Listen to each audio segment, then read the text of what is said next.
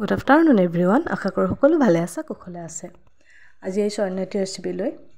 এয়া সৰু তিতা ভেকুৰীটো তিতা খাই ভাল পোৱা সকলে নিশ্চয় ভালেই পাব এফালে মই তিতা ভেকুৰী আচাৰ বনাব লৈছো তাৰ বাবে আগতীয়াকৈ অকণমান নিমখ দি ভেকুৰীখিনি মই বইল কৰি লৈছো আৰু বইল কৰি হোৱাৰ পিছতে মই এনেদৰে ঠাৰিবিলাক ভেকুৰীটোৰ পৰা এৰুৱাই লৈছো আৰু বৰ বেছি পৰিমাণে বইল কৰিব নালাগে মই অলপ বেছিয়ে বইল কৰিলো যাৰ বাবে ভেকুৰীটো এৰুৱাওঁতে অকণমান ফাটি গৈছে এনেদৰে এৰুৱাই লোৱাৰ পিছতে মই অলপ ভেকুৰীখিনি ৰ'দত শুকুৱাই ল'ম আৰু এই ভেকুৰী চিঙি টকাৰ মাজতে আহিলে ছোৱালীয়ে বোলে সহায় কৰি দিয়ে আৰু এয়া মোক সহায় কৰিছে পাৰে আজিকালি সৰু সুৰা দুই এটা কাম কৰিবলৈ আৰু আহেও পিছলে কি কৰে নাজানো বৰ্তমান সময়ত সহায় কৰে দুই এটা এনেদৰে আৰু তাৰ পিছত ইয়াতে কেইফুটামান নহৰু সৰু সৰুকৈ মই কাটি দিছো আৰু আদা দুটুকুৰামান দিছো আৰু জলকীয়া খুব কম পৰিমাণে 3-4টান মানহে দিছো তাৰ পিছত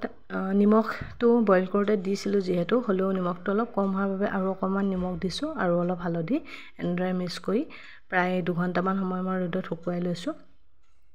আৰু ইফালে তেল গৰম কৰা হোৱাৰ পিছতে কেইটামান পাঁচফোৰণ ৰেড চিলি জিৰা পাউডাৰ ধনিয়া পাউডাৰ বস ইমানে আৰু বেলেগ একো মছলা দিয়া নাই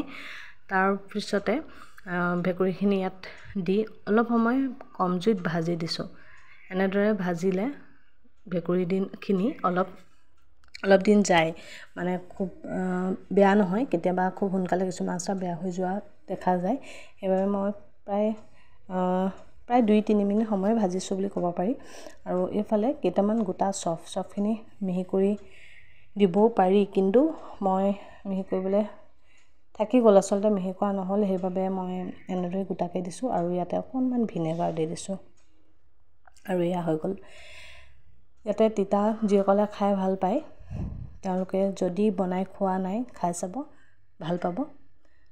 এয়া ৰেডি হৈ গ'ল বটলতো ভৰাই দিলো ঠাণ্ডা হোৱাৰ পিছতে যদি ভিডিঅ'টো ভাল পালে তেন্তে কমেন্ট কৰি জনাব আজিলৈ আহো বাই